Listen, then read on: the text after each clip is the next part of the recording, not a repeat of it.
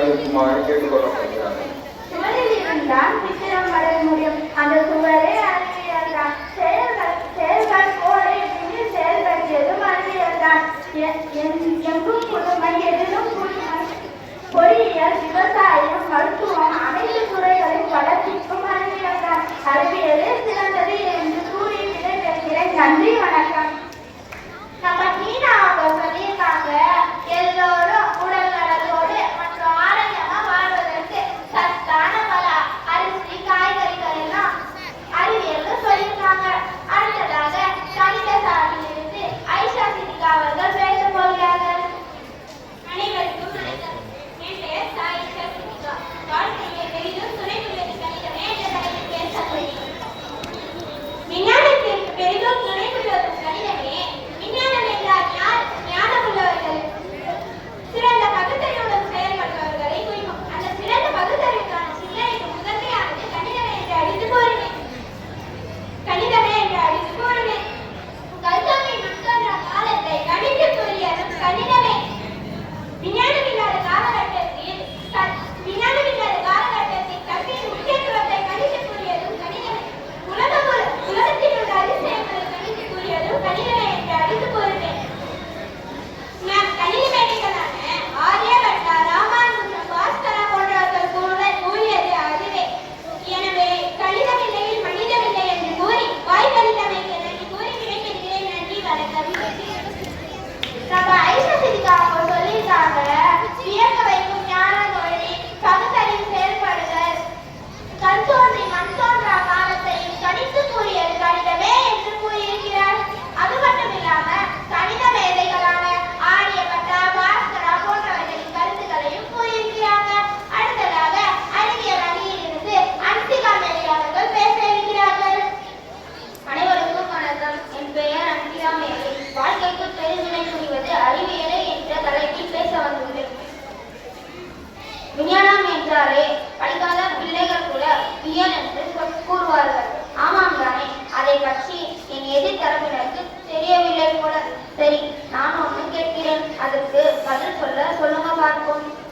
மனிதர்களின் மிக முக்கிய அடிப்படை தேவைகள் காற்று, நீர், உடை, உணவு. ஏன் நம்ம பயன்படுத்துகிற நோட்டு, புக்கு, பேனா, பேப்பர் எல்லாமே சயின்ஸ் தானே. நைட் அலாரம் வச்சுட்டு தானே தூங்குறாங்க. அந்த அலாரம் யார் கண்டுபிடிச்சது? எங்க விஞ்ஞானி தானே. காலையில் எழுந்த உடனே பேஸ்ட் போட்டு பல்லு வளர்க்குறாங்க. அந்த பேஸ்ட் பிரஷ் ஒரு சயின்ஸ் தானே. பைப்பை திறந்து தண்ணி குடிச்சு மூஞ்ச கழுவுறாங்க. அந்த பைப்பே ஒரு சயின்ஸ் தானே.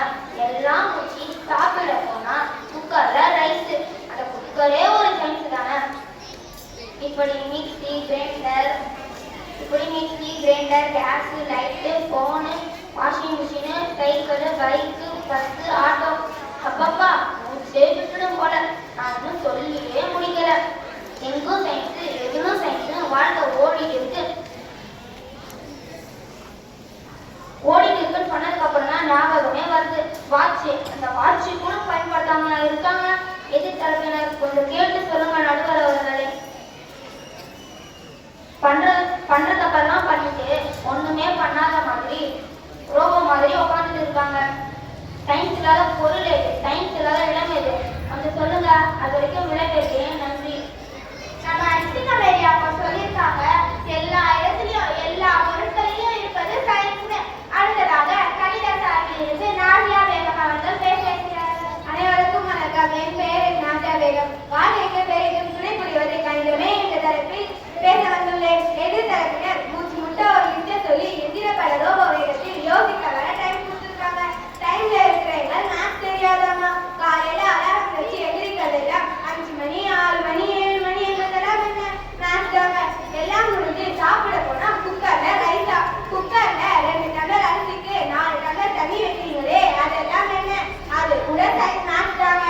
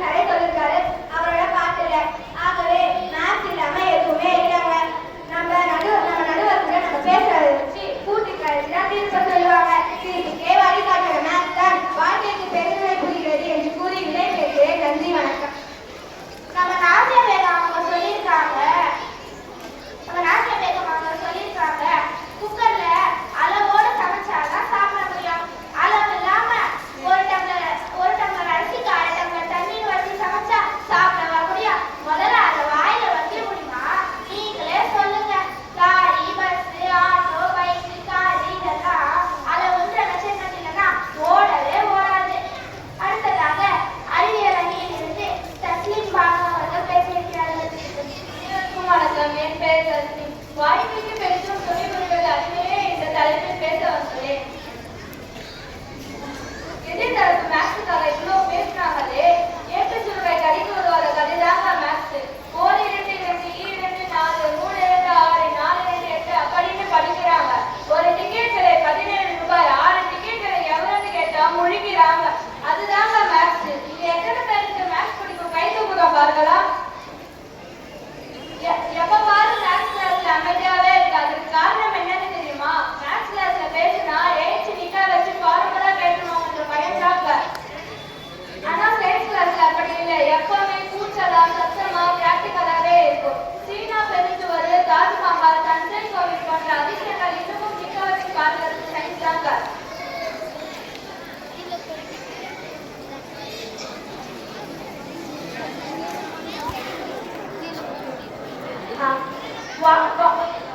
அவ்வளவு ஏங்க நம்ம ஸ்கூல்ல இருந்து 10வது முடிச்சுட்டு போற அண்ணாங்க கிட்ட நீங்க எந்த குரூப் அடிப்பீங்கன்னு கேட்டா நான் மேக்ஸ் இல்லாத குரூப் தான் எடுப்பேன்னு சொல்லுவாங்க.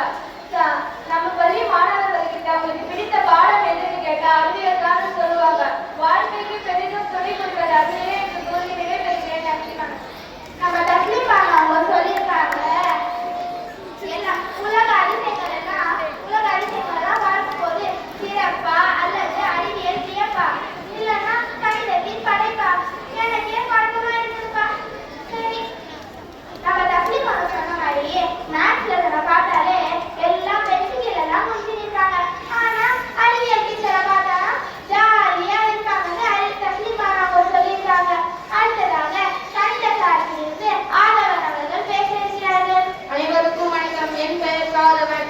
வாழ்க்கைக்கு பெருந்துணை புரிவது கணிதமே என்ற தலைப்பில் பேச வந்துள்ளேன். சயின்ஸ்காரங்க வந்து எதையோ நட்டு வச்சுட்டு போயிட்டாங்க. நாங்க கேட்டு கிடைக்க உதவாதவங்க. அளவுக்கு மீறினால் அமிர்தமும் நஞ்சு. சீன பெருஞ்சவர் தாஜ்மஹால் அனைத்திலும் இருப்பது சயின்ஸ் தான். சீன பெருஞ்சவர் ஸ்ட்ராங்கா நிற்கிறதுக்கு காரணமே மேக்ஸ் தாங்க.